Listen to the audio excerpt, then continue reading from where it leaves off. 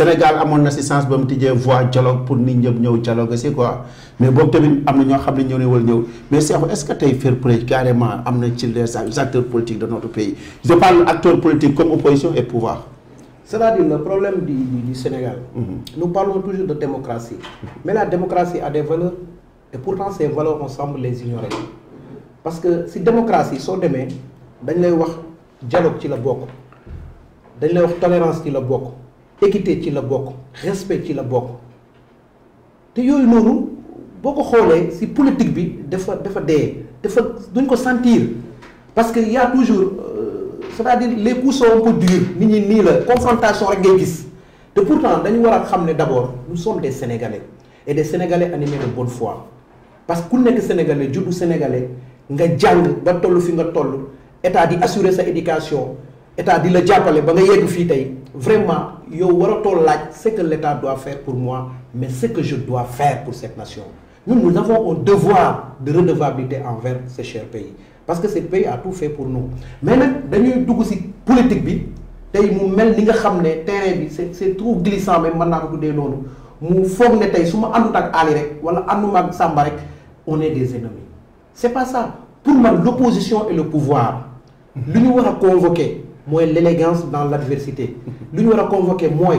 ñoom avant tout c'est des Sénégalais avant tout ay nit ñi nga xam ne nii ñi dañ gëm Sëñ Touba ñi gëm El Hadj Malick Sy ñi gëm Baye Niass ñi nekk ay chrétiens ñoom ñëpp ñu référé aussi si religion yoo xam ne nii c'est des religions qui incarnent la paix religion yi woote jàmm religion yi woote l'unité pourquoi pas tey l'opposant qui est dans un coin un peu partout peut-être dans le Sénégal mënul toog di woote l'unité di incarner le dialogue et la négociation mais du ko def parce que il met des discours yoo xam ne des fois ça heurte adversaire bi nga xam ne mu ngi koy déglu et ça blesse. et le camp qui est au pouvoir ban taxawaay la si mën a am. non tu as dit mais avant opposant il y a aussi le camp au pouvoir. mooy li nga wax sànq. woote wuñ dialogue. pour woote nañ dialogue woote nañ dialogue. mais c'est un pas par rapport à ce que tu viens de mais dire. premier dialogue non attends dialogue bi Cheikhou dialogue premier dialogue ba mu jàllee da nga gis dañu si dialogue boobu noonu après les consensus dañoo génneel ki nga xamante ni moom mooy Karim Wade. si consensus yi ba passé dossier Karim Wade si la bokkoon dañ ko génnee mais dialogue bi est-ce que nekkul pouvoir bi tamit su ko arrangé donc lay woote su ko arrangé après. non c'est-à-dire le pouvoir amul pays bi. amul lii moo ma arrangé lii arrangé wu ma si vraiment on est là pour le pays. gis nga ces questions de partisanerie am na fu mu yem. il faut ñu xam ne ñun. même suñu àndul politique dafa warul nekk. c'est très important parce que kii moo fi taw c'est très important. Cheikh mu ne réew dañ ko war a waxtaanee Macky ubbi na phase dialogue. mais su tijji woon phase dialogue est-ce que mënutoon na oo nit ñi ne kale ñu ànd bokk gouvernement liggéey. mais est-ce que c'est un appel très est-ce que c'est un appel très xam nga Sékou dafa am benn affaire mu ne. C'est-à-dire que les hommes politiques seen discours yi empoignement bi am ci discours yi mu wax ba tudd l'opposition dal ci kaw mais bul fàtte ne Macky moo toog fii ne. ba mu nekk opposant. non avant opposant de étant au pouvoir. mu ne je vais réduire l'opposition à sa plus simple expression. xam nga loolu déjà c'est un discours va-t-en-guerre bu ñu koy wax yàgg na. mais dafa taxaw waxal tuuti ma wax la rek. c'est-à-dire que dafa am ñaari taxawaay yoo xam ne warul nekk benn un chef d'État c'est un chef de famille un chef de famille doit être au-dessus de la mêlée c'est-à-dire que boo gisee nit ñi doon wax ne quand on est chef d'État on doit se départir du parti bi la élire c'est pour que nga génn ci sa mbaxloo bi yow nga nekkee fële. loolu malheureusement et je suis désolé de le dire gisuñ ko ci le régime en place c'est-à-dire que à chaque fois ñoom ils donnent des coups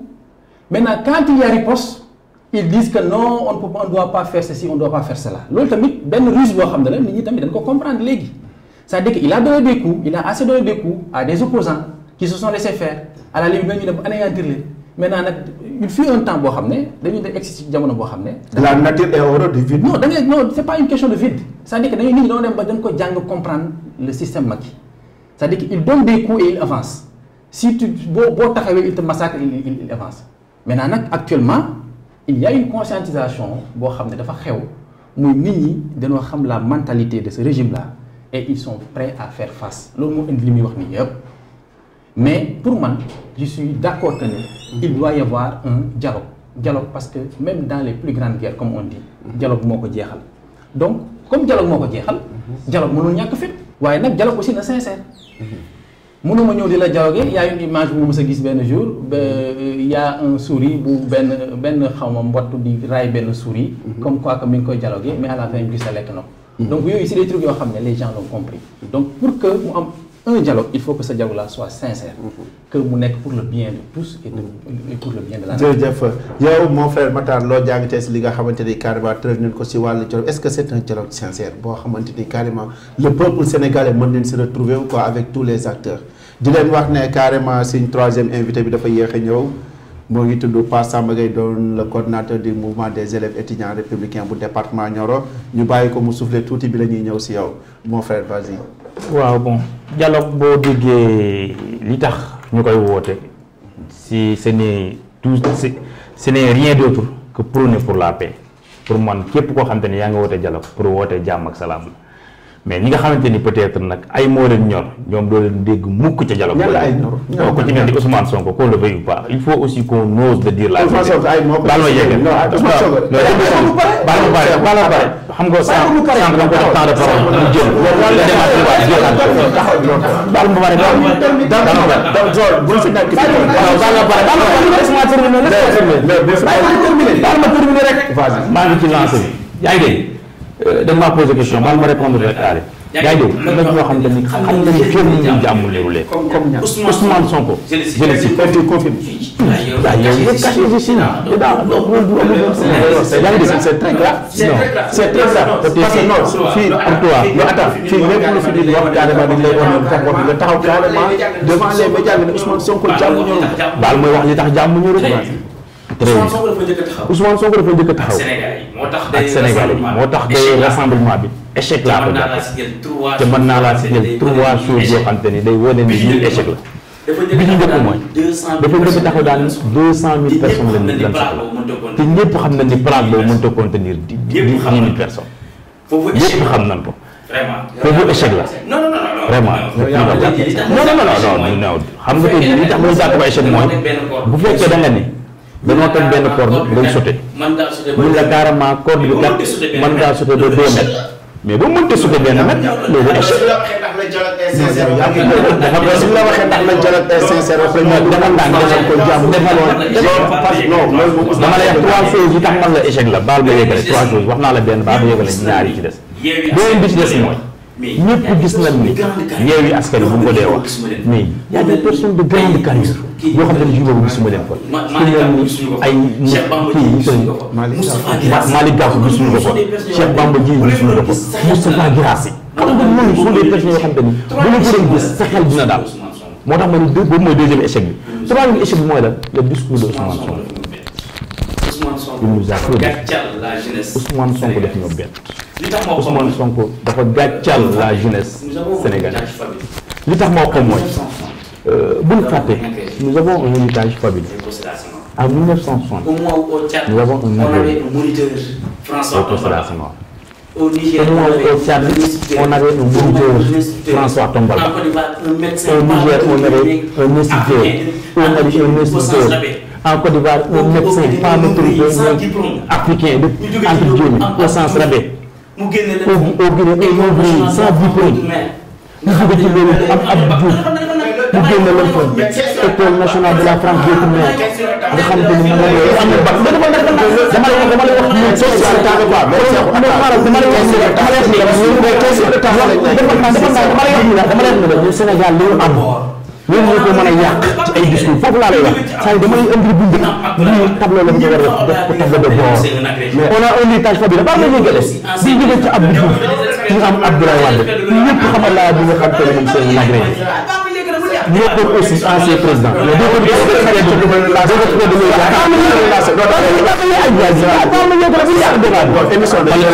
d'accord mais su ma yëgalee après nag taxaw na lancé ay bu ñu lay waat moo fi taxaw ne suñu leen dóor nañ leen dóor Macky Sall moom moo fi taxaw ne carrément li nga xamante ne mooy résultat lay waat su deful daal sa président pare na c'est Macky Sall wax na loolu moom tey def nekk dinaa tontu ci loolu dinaa doon Cheikh moom laa laaj d'accord ok wax Ousmane Sonko Ousmane Sonko def c'est juste non man li ma koy expliqué mooy te Sénégal ñu en sont non par mais dafa na Sénégal li ko yeneen pays yi considéré parce que le Sénégal a été considéré comme locomotive comme évident ñoo def mooy ni ma lay wax ci loolu laay ñëw damay def publicité te loolu laa jëm si dama lay wax ne Sénégal fan la jógee et que lii raam ci ñebe li jëm te buñ deful attention kat métti baax na yéen daana problème en jeu l'économie de ce pays man la bu ñu jógee ci Abdoulaye Wade am na le président Macky Sall mu nekk un ingénieur kon ñun li ñu am dañ koo war a xam Ousmane Sonko aussi ñëpp xam na ni xam nga en période d'orage li François de Gaulle doon wax daan ne nit ki bu fekkee réew mi ñu ngi dox nii rek loolu neex mën nga koo wax mais en période d'orage nag leen xam ne kii est-ce que moom il est en autorité yaa ngi dégg mën naa faire face à tempête mën naa faire face à la bosse mais ñoom moom nga à l'autre côté peut-être bëri d'information yi nga xam ne état bi moom la moo tax benn bi cherté bi muy wax ci état bi d'accord am na mais ñëpp xam na loolu Ousmane Sonko dafa war a bàyyi lu ñu saaga Ousmane Sonko dafa war a bàyyi wax du ñaaw Ousmane Sonko dafa war a bàyyi xaste doomu aadama du xas nit suñu borom li ko gënal ci àdduna yëpp mooy doomu aadama lim bind doomu aadama moo ko gën kon Ousmane Sonko dañ ko dafa war a nekk un leader li moo laa la do xas voilà nga gis ne carrément am na ñu bëri ñoo xam ne tey si régime dañoo accompagner Macky Sall ba mu nekkee opposant gis ay discours yu mu doon teg fii ci réew mi tey ce sont ces mêmes personnes su keneen tee discours bi après ñoom toog di daan discours boobu ñu ko fi tenir est-ce que carrément loolu tontu si loolu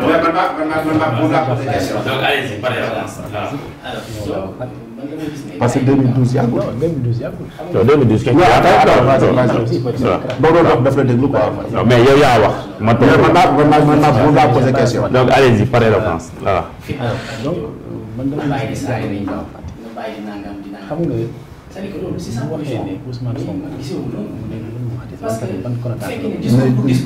ci jàmm ci jàmm. Macky dem na ba ne il va mettre en place un gouvernement parallèle. nga bàyyi di saaga nii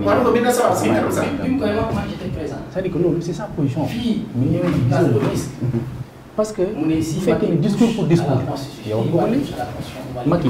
dem na ba ne il va mettre en place un gouvernement parallèle. si wax na ko wax na ko bi na sax si kanam sax bi mu koy wax man fii ñëw ne fii place de l'Obélisque mu ne si Macky touche à la constitution si Wade touche à la constitution les images sont là. tey mu ngi mel nga dem ci benn situation. nga am benn discours boo tenir discours boobu c'est par rapport à la situation da nga ko tey mais ça ne veut pas dire que yow da nga nekk koo xam ne bureau Macky da ngay taal jaay ci sa bakkan. Macky bu def doon loolu taxawaay boobu noonu alerte. tey mu ngi mel ni nga dem ci benn situation nga am benn discours boo tenir discours boobu c'est par rapport à la situation moo tax nga tenir ko mais ça ne veut pas dire que yow da nga nekk koo xam ne bureau Macky da ngay taal su Macky bu def doon loolu am na taxawaay boobu à l'époque mais dañuy jàpp ne c'est un discours boo xam ne am doon taxawaay boobu réalisé par les actes Sénégal donc c'est des choses yoo xam ne qui peut faire reculer parce que jamono boobu c'est vrai que Sénégal dafa toll foofu comme telle façon que l'est aujourd'hui mais amoon na benn taxawaay boo xam ne son discours porté su waxee duñ ko jàppee surenchère politique mais dañuy jàpp ne c'est un discours boo xam ne peut-être qui peut se matérialiser par les actes donc c'est des choses yoo xam ne qui peut faire reculer un régime Sénégal dafa toll foo xam ne pour man il faut dire les choses telles qu'elles sont man ci vois pas c'est un politique il a le droit de relancer tout le monde comme il l'a fait tout à l'heure le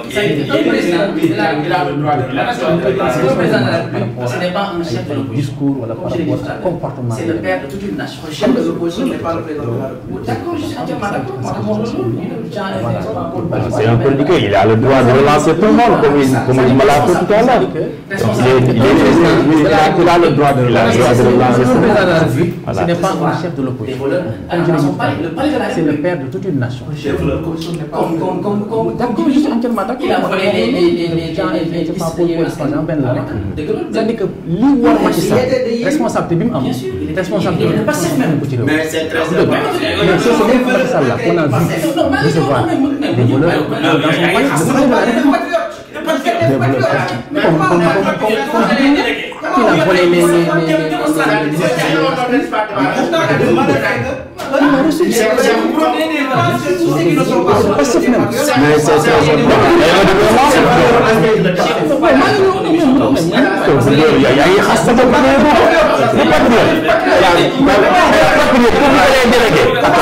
ministre sax dem di ko sànni si on n'organise pas débat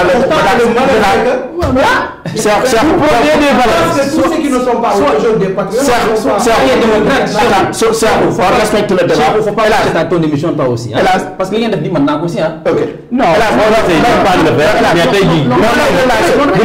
même bu bëgg a xas foofu di ko jaarale président Macky Sall li ngay nangu ba nangu mooy ci yéen la bokkoon peut-être valeurs yi ngeen doon défendre ancré ci amul leen ko moo tax moom mu dem def damay dugal sama invité damay relancer El Hadj dafa am loo xam ne Mbaye Sidi Mbaye daf ko waxoon dafa am benn jour Macky Sall recevoir ay nitu APR biir palais mooy borom booy dem palais quoi ne dañuy dugg par force affaire yooyu noonu quoi Mbaye Sidi Mbaye xam nga lu mu wax def ne palais de la République maison de la République la amuñ droit di fa recevoir des hôtes politiques. si léegi kon ak ki nga xamante ni moom mooy El Hadj Ndiaye El Hadj ñu gis ne carrément Macky Sall képp koo xamante ni woo na la rek c'est-à-dire récupération politique lay def est-ce que il a le temps du travail. Comme on dit, père de la nation. Pour moi, il doit avoir beaucoup plus d'auteur que ça. Merci. Loolu laa gis man. Parce que Macky bu ñu waxante dëgg rek toutes ces convictions yi mu xam ne mu ngi ko doon défendre. Actuellement dafa c'est-à-dire qu'il fait le contraire de ça. Il n'est pas cohérent. mais yow en parlant de yow yaa wax sànq ne képp ku mu woo pour liggéey yow xaw ma c'est pour récupération politique. mais Macky moo fi doon théoriser la transhumance. ne un bateau xam nga kii coule tous les rats quittent le bateau pour aller dans l'autre bateau moo ko waxoon na. mais tey bu xool ñu wër Macky. moo fi taxaw di déloger. non déloger man waxuma sa discours boobu. tu as parlé de yow yaa wax comme associé ñuy liggéey ak moom. moo bëgg la wan ne même boo demee foofu sax tey xoolal Macky ñu ko wër. ñu ci jox responsabilité wan ma ci des apéristes de souche c'est très rare c'est très minime. oui loolu mooy dëgg. ñun bi muy nekk ñun deuxième 2012 fii la ñu fekkoon.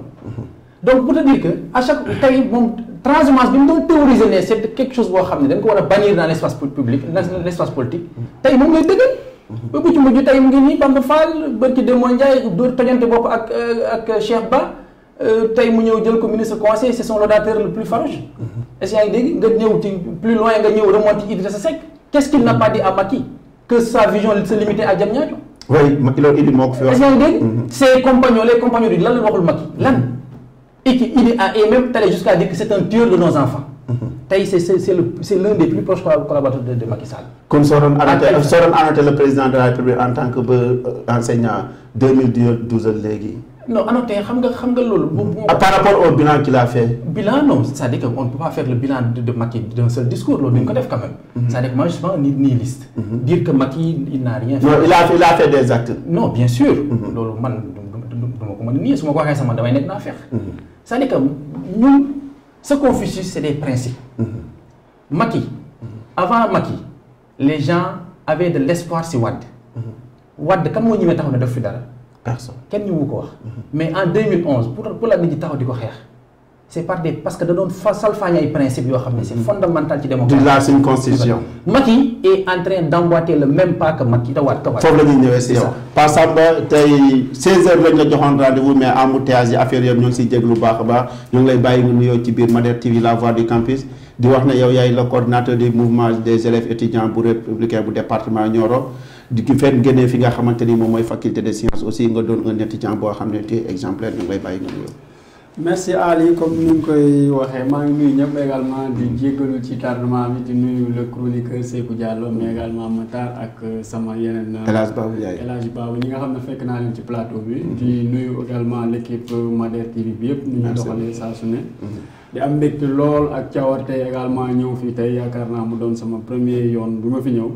mais yaakaar naa du doon aussi tamit bu mujj mais également dina doon beneen yoon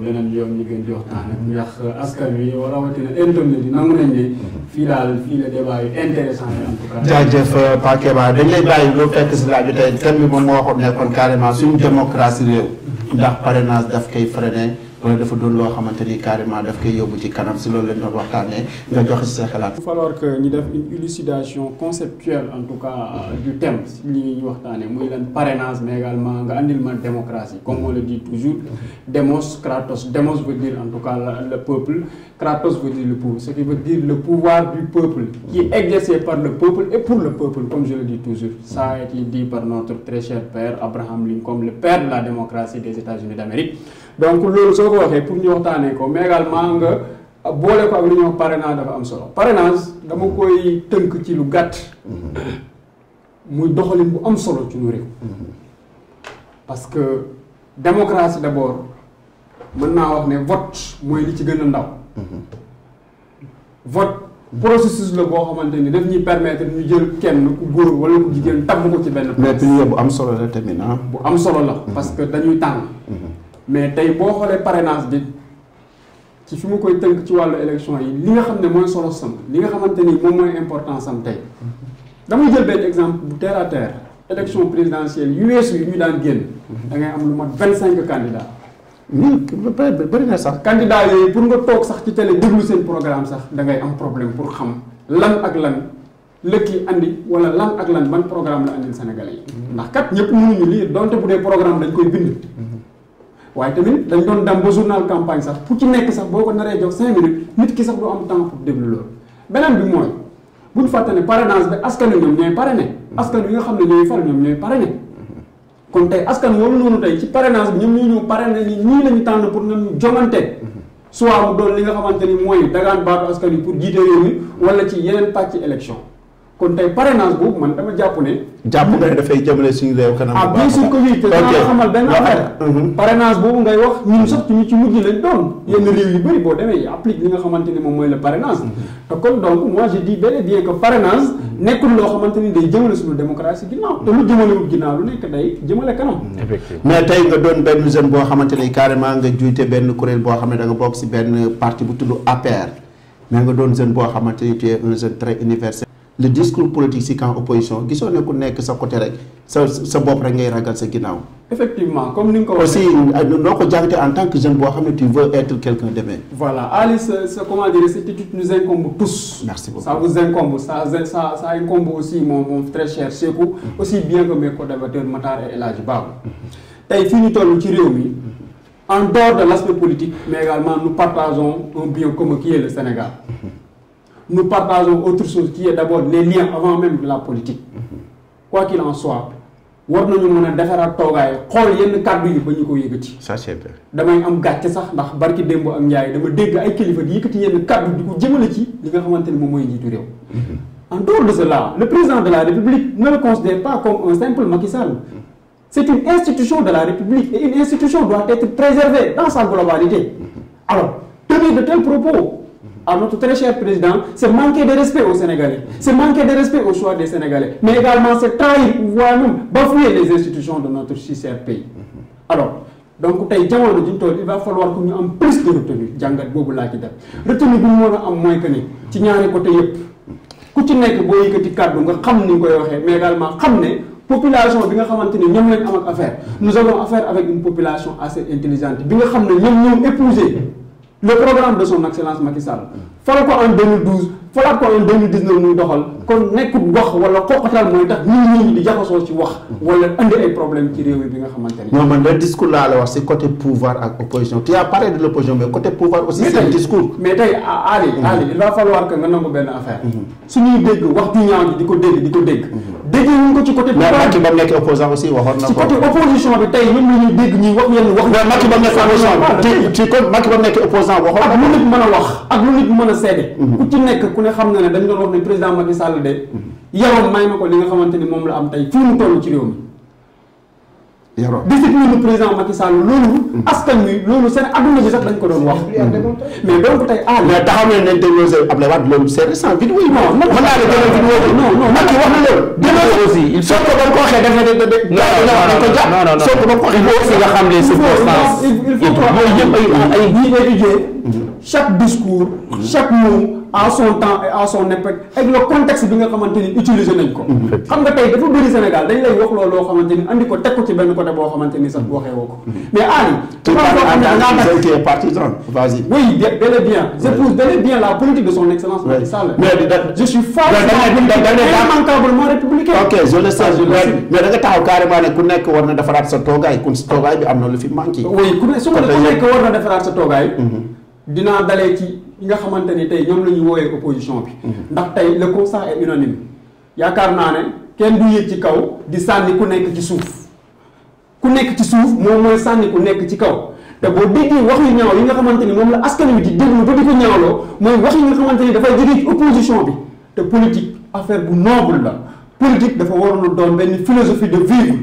ñu dund en harmonie fii ci Sénégal xool également nan la ñuy defaree suñu nekk ni parce que ñun askan ñi nga xamante ni ñoom lañ jiite gëmuñu leen waaye ñun bu ñu fexee ñoom tamit ba ñun ñu jéppi ñi ba nit war a mën a taxaw di saaga wala nit war a mën a taxaw di saaga keneen koo xamante ni dafa nekk ci beneen pàcc ci politique c'est quelque chose vraiment question Matar nga may santaay Matar nga gis ne carrément tey dañoo seetlu Sénégal surtout cette coalition Benno Bokk Yaakaar dafa mel ni c'est Ousmane Sonko qui alimente vos débats ou bien votre feuille de route su génnee wax suba ngeen génn su génnee suba ngeen génn su génn mais est-ce que nekkul dafa dox seen caay ba ngeen ko ragal wala. bon damay nuyu aussi sama frère bi nga xam ne on partage les mêmes partis qui vient d'arriver aussi di ko féliciter di ko encourager aussi ci lancé bi mu jël et puis surtout avec le choix qu'il a fait parce qu'il a fait un très bon choix choisir le président Macky Sall c'est de faire le meilleur choix donc voilà damay fexe répondre à ta question pour man Ousmane Sonko xam nga lii la c'est-à-dire man je suis vraiment désolé. su génnee wax rek ngeen génn. non ay du ay génn wax ay bu génne wax ngeen wax non. non loolu moo am. mais defal naa c'est-à-dire c'est ça le problème affaire bi Ousmane Sonko kase. quand on parle de Yewwi c'est pas Ousmane Sonko. mais moom ngeen si gën a ragal mais defal naa du ragal Ousmane Sonko amuñu loo koy ragale parce que yaakaar ne ay saaga doo ci ragale nit ay xaste doo ci ragal nit. mais pourquoi su génnee wax rek ngeen génn. defal naa ma wax la c'est-à-dire ñun on essaye de dire les choses comme telles qu'elles sont et on essaye aussi de donner les bonnes informations aux populations sénégalaises c'est-à-dire li ñu mënta d'accord mooy ku nekk fee di divulguer ay informations yoo xam te ni lii mu wax moom xel xam ne ko ni lii defal naa rek moom leer na ko ñëw lu xamul mais population bi taxaw mais ñun ñi nga xam te ñu nekk parti au pouvoir mais yellu na kat ñu leen yéen ñi nga xam te ñun ngeen dénk réew mi lii kii wax deewul noonu lii kii wax deewul noonu lii muy wax nii la demee te gis nañ tey jii Ousmane Sonko muy doxal ay tànk yoo xamante ni bu bàyyiwul lii muy def ni ñun gëm nañ ni il peut vraiment mettre l'économie de ce pays en jeu parce que li tax moo ko mooy si on fait pas attention xam nga politique aussi comme wax na ko léegi politique bu njëkk yonent yi ñoo ko daan def politique bu njëkk boo demee ci alxuraan yàlla mu koy wax Daawud ni ko yaa Daawud innaa ja'alnaaka xalifatan fil ardi fahkum bayna naas bil haqq yow Daawud dama nga def politique mais politique bi nga def nañ ko def avec l'incarnation de ce avec cette capitale spirituelle des valeurs quand on parle de valeurs c'est l'intangible l'immatériel ce que l'on ne peut pas toucher ce ne sont pas des bâtiments mais c'est l'immatériel sont des valeurs mais écoute bien si léegi bu ndee ba valeurs yooyu gisatuñ ko ça on doit faire attention et que Ousmane Sonko foofu lañ koy xaar mu taxaw ak toute une jeunesse taxaw mu war leen a wax leen man programme bii lañ def ni ngeen di def pour jeunesse bi mën a jariñ ni ngeen di def population sénégalaise mën a jariñ defal naa li tax man la day répondre Ousmane Sonko loolu la li tax ñun débat bi ñu koy indi loolu la c'est-à-dire ñun duñ taxaw population sénégalaise naa leen dee leen saaga dee leen xeex déedéet dañ leen naa yéen Sénégal dina am chance moom laa wax sànq on a une jeunesse très pétrie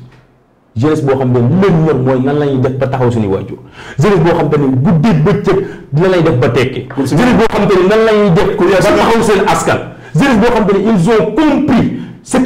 la bonne signification d'un citoyen qui est dans sa cité qui est dans sa localité qui serait vraiment dans l'obligation d'être un serviteur de son peuple mais heureusement on a eu la chance donc temps bi jeex na mais ma ñëw Cheikhou tey soo gisee débat bi tey neer yi xaw a jóg wax ji xaw a kii baax a baax loolu yëpp dinañ ñëw si yow loolu mooy bëgg a defar mais Cheikhou tey si bëgg a defar boobu noonu le Sénégal ñu jëm si contexte boo xamante ne ce sont des élections législatives nga nekk si média di liggéey nga gis gars yi lu ñu wax ne média yi bu ñu demati si rassemblement politique yi fépp li nga xamante ni kii commencé wul campagne électorale tey noo ko jàngatee en tant que homme de média pour ñu jeexal. damay rebondir daal tuuti ce qui lu doon wax gis nga jusqu'à l'heure actuelle. Macky est le président de la République. jusqu'à 2024. jusqu'à l'heure actuelle. Sonko n'est pas le président de ce pays. Macky Sall a les manettes, et les leviers de cette nation. Et Macky Sall seul répondra au tribunal des Sénégalais pour donner un bilan.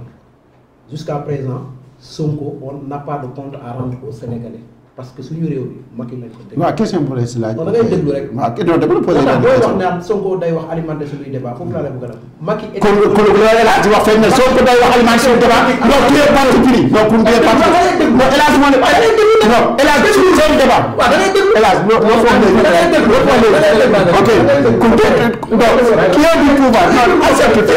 qui est du pouvoir non pour mu ne seen débat bu ci woo sa bopp suñu débat si politique am yow bu ci woo yow déglu ba pare nous avons affaire en tant qu'homme de média dama la introsé en tant que non da ngay déglu Cheikh ne ko fi en tant que bu ci bool sa bopp mais li ma lay wax mënoo ko dindi non bu ci bool sa bopp li ma lay wax da nga ko mën a Sonko ba alimenté débat affaire la wala yow affaire nga bokk non mais non ñu mais je dois le répondre n'est-ce pas non ñu ko wax ñun yow si nga bokk da ngay déglu waaw vas-y kon ne mais dans cette nation mënoo ma si génnee non ñun nga nous sommes des Sénégalais waa affaire la non c'est la question waa affaire c'est des Sénégalais waaw tontu amul c'est-à-dire il faut ngeen def distinction bi ngir yàlla yoneen bu ñu toogee si plateau yi parlons comme de véritables Sénégalais te disons la vérité quoi non waxante dëgg mais li ma lay wax c'est la vérité. waaw question de temps sa temps bi léegi mu jeex vas-y. c'est Macky qui a des comptes à rendre aux Sénégalais. waaw c'est loolu c'est pas vrai. waaw c'est question temps la soo paree après ma jàpp si paquet. il faut tamit ngay nangu bàyyi nit ñi ñu wax seen xam seen gis-gis. seen point de vue waxal sa point de vue ñu comprendre affaire yi tamit mais c'est pas parce que yow li nga bëgg a wax loolu la ñuy wax. non man sama question laa la posé sama question nga may tontu mais tontoo ma sama question di ma wax ñun Macky Sall. non mais c'est-à-dire dans tout sujet dafa am fu ñuy commencer ñëw. joxe suñu réponse. waaw léegi mais moo wax ne ni léegi mais bu ñu ko defee question réponse direct loolu du débat. merci beaucoup Paquet Ba bu ma di ça je te dis ça. Paquet Ba tey loolu tamit foog nga may ñu développer. pré-campagne bi noo ko gisee tension bi métti na trop si biir Sénégal.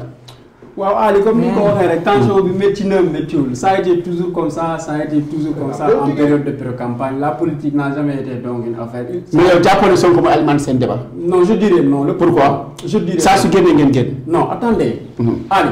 il va falloir que nit ñi def benn distinction ci li nga xamante ni moo xew. pour moi Sonko n'est pas un sujet pour l'APR actuellement. le sujet est là est bien posé sur la table. Attendez, quand il y a un débat, c'est parce qu'il y a deux personnes qui animent un débat. Et le débat qui a été, en tout cas, ces derniers jours, moins que nous, nous avons une investiture pour les élections législatives. Et durant ces investitures-là, nous avons investir à une liste comme ça, liste s'appelait. Non, attends, je t'explique. Devant le vous m'avez dit. Comment faire la parce que tey Sonko c'est pas parce que dañoo ñëw di ko répondre wala ci débat mais comme dañoo nekk ci meilleure période boo xamante ni yu gars yi di wax teggi tuuma du ragal waaye tamit nit bu waxee loo xamante ni amul da nga ko naan lii amul taxaari tey jii nii débat politique bi war nañ ko mën a teg feneen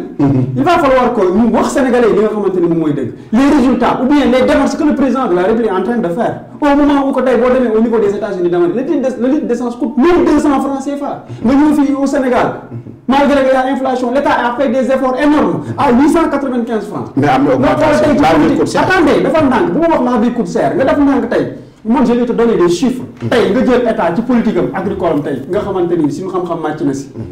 il avait dit que en 2017 ce domaine d'étude effectivement en 2017 mu waxoon ne dinaa atteindre li ñuy wax autosuffisance alimentaire en riz te daf ko fixé woon la barre c'est à 1600 tonnes tey jii le Sénégal est à 1400 tonnes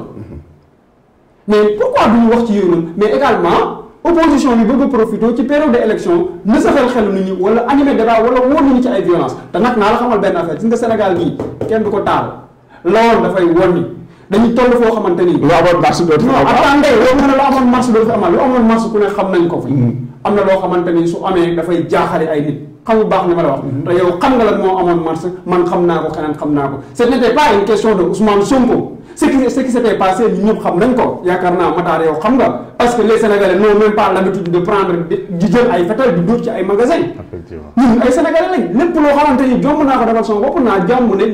ne ab Sénégalais jomb la ko. mais ban message ngay lancer ci pré-campagne bi en tant que. alors message bi moo jiite mbooloo ban message pour ñooñu waa jëm tey loolu message bi nga xamante ni maa ngi koy lancer mu nga xam ne mooy Sénégalais yëpp ci élection yi ñu jublu si d'abord fi ma koy njëkkee lu gaa ñi di wax ku ràcc da ngay tay saron le président Macky Sall mi nga xamante ni moom lañ éliraat ñun en 2019 ñu toll tey ci li nga xamante ni moom mooy élection yu am solo muy élection législative yi li nga xam ne ci doxalinam ci réew mi élection yi daf ci am wàll lan moo tax ndax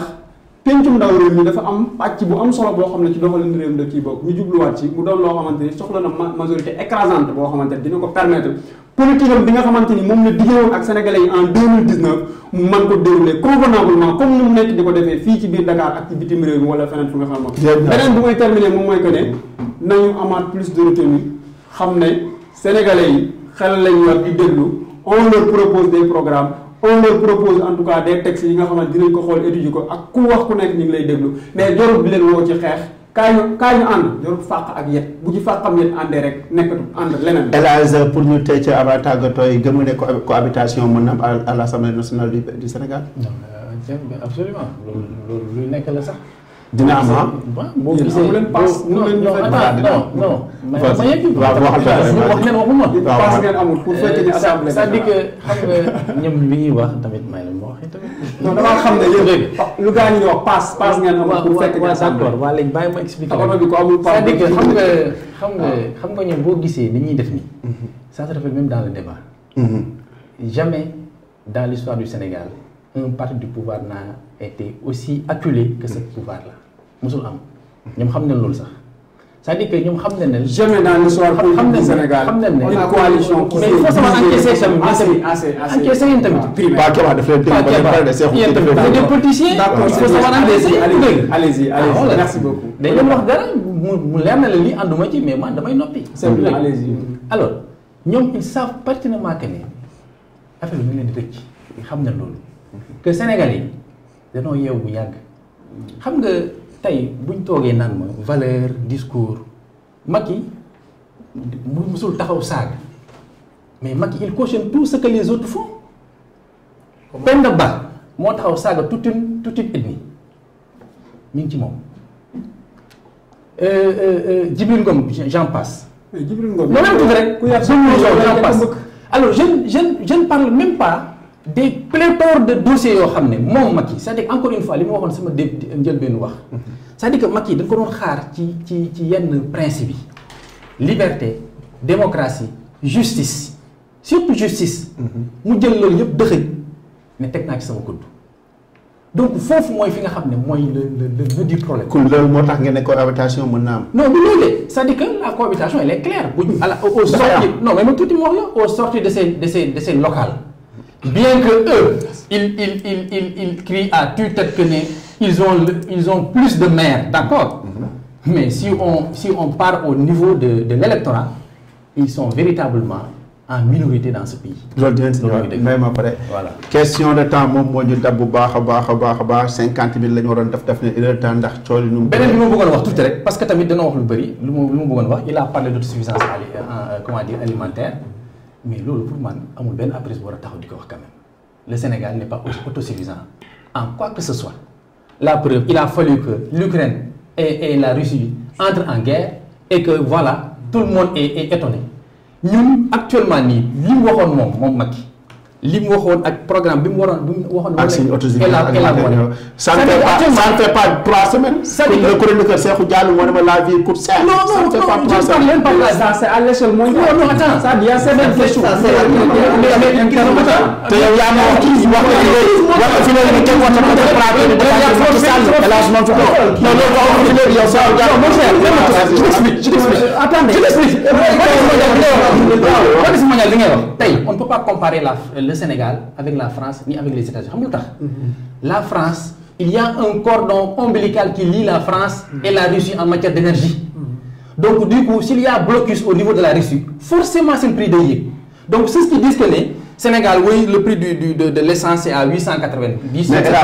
question de temps la quoi. est-ce que parce qu'ils n'ont pas mais c'est normal yow c'est normal mu far. non d'accord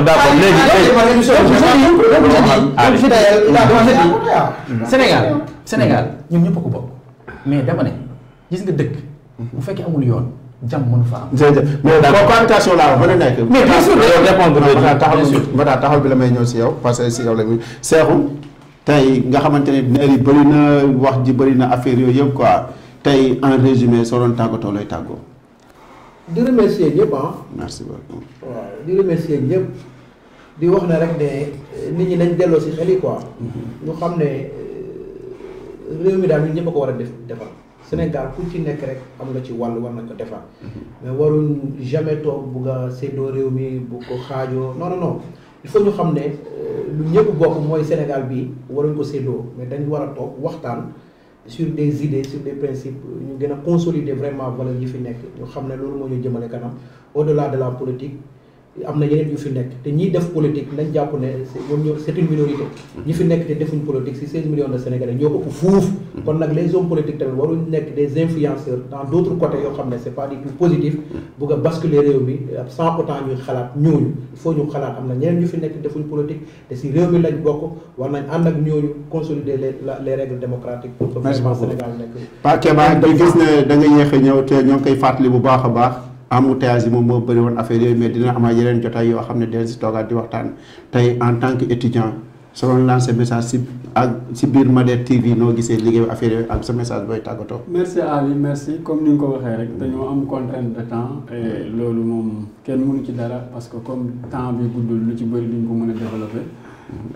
xanaa kay balaa may tàggatoo di wax waa ji sax na ko man mairie bokk yeewi ràll yi dem ci camp pouvoir yu bari na de. mais loolu beneen débat la ñuy tijji quoi beneen débat la ñuy tijji. ok va falloir que ngeen xoolaat ko bu baax a baax. Ali di leen sant di leen gërëm di rafetlu également liggéey bi nu muy demee saa su ne fii ci Mader TV yéen ak yéen waa Seeku je pense que ne saa su ne dañ leen di suivre di leen seetaan mais également di xool pertinence bi. di encourager quoi également di gis li nga xamante ni moom mooy solo si ak njëriñ li ngeen di waxtaanee fii saa su ne kon suñu fi ñëwee contentement la. Je vais en profiter également pour nous faire un gros coucou à tous les jeunes du département de Nioro, mais également camarades républicains du département Nioro yëpp rawatina la jeunesse républicaine dans sa globalité ñoom ñëpp su ma limee rek damay juum ak ñi fa nekk ñëpp di responsable yi également di nuyu Sénégal ñi nga xamante ne ñi seetaan ñëpp yow tamit di la féliciter bu baax a baax parce que on te connaît man xam naa la bu baax ci li ngay yëngu ak li nga xamante ni moom mooy professionnalisme bu nekk fii biir Mader TV en tout cas ça a été un plaisir de partager avec ces gens-là ce débat-là et malgré que nous avons eu un manque de temps mais par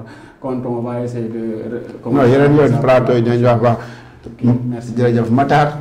neer yi tàng na wax ji bëri na mais da ngay gis ne Sénégal ñun ñëpp ñoo ko bokk ku nekk sooy wax rek après defat ma moo tax ngay bëgg a wax quoi tey ban kàddu ngay tàggatoo ci biir Mader TV. bon du ñu def avant tout lu di leen sant bu baax a baax di leen gërëm parce que yombul aussi des milliers de Sénégalais toog aussi di leen seetaan donc yaakaar naa ne boo demee ba ay milliers de Sénégalais toog di la seetaan war ngaa xam li ngay wax bu baax a baax war ngaa aussi di wax ngir suñu borom rek tax war ngaa wax aussi pour lu jariñ sa peuple pour man loolu moo ci ëpp solo te gis na ne à chaque fois yéen a ngi doxal loolu di ko prôné donc duñ def lu di leen féliciter di leen remercier aussi suñu co-débatteurs yi nga xam te ne ñoo fi nekk vraiment parce que lii mooy Sénégal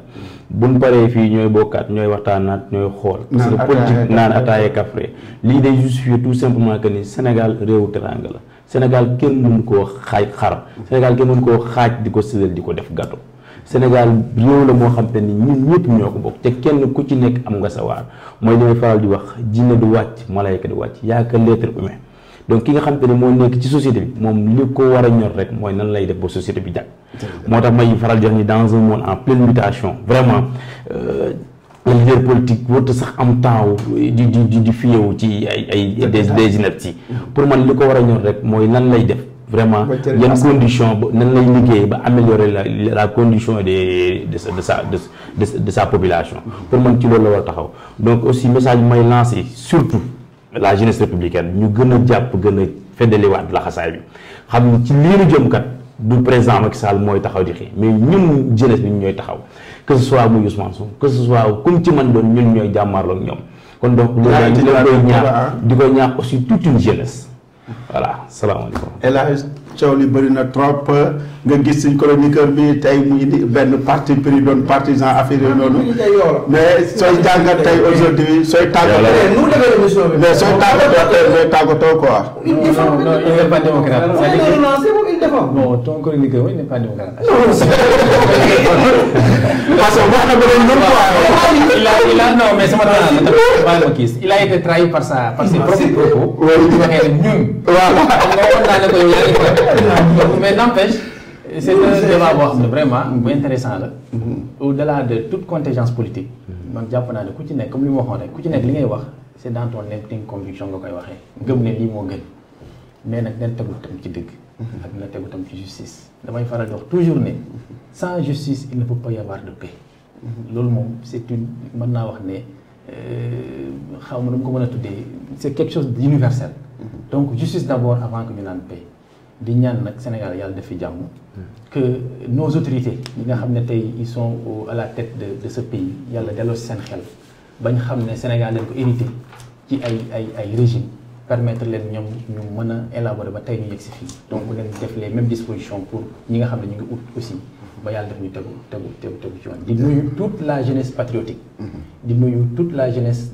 du Sénégal leen wax ne leen demain incha allah au rassemblement de la yaa ngi ne tijaan yéen débat tamit yaa ngi rassemblement ngeen def rassemblement loolu bu leen dem de cant ak ngërëm ñeel ne bu baax a baax a baax dana yebbi yebbi leen nag mais y a aucune loi qui mais yebbi leen professeur man professeur boo xam ne du prendre mokk loi mais non mais y a pas de loolu ci ñëwaat débat mais danaa dem yëpp yi xam nga non loolu ci ñëwaat débat hélas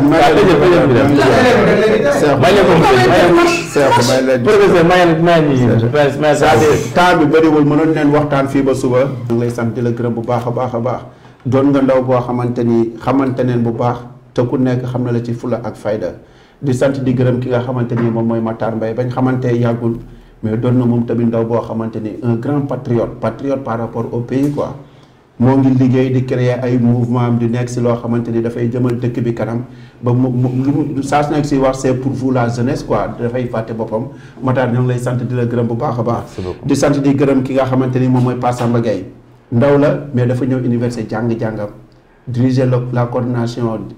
des républicains bu Nioro Drip ba tey au niveau national lépp lu ñuy def dañ koy concerté bu baax a baax a baax te moo ngi teg ay zelo yoo xamante ni carrément di liggéey fii ba Koungheul paasal boppam ñëw c'est-à-dire bëgg na partager expérience am quoi di la ñaanal yàlla mon frère di def tamit un grand témoignage si yow ak respect bu ñu am si yow bu baax a baax a baax Cheikhou Diallo ñoo ngi lay sant di la gërëm di gërëm suñu technicien laxaat di leen jox dig daye di wax étudiants bi dañ ñëw abonné di partager lu ñuy def participer sur le débat public parce que le Sénégal de demain c'est sa jeunesse wasalaamaaleykum wa rahmatullah merci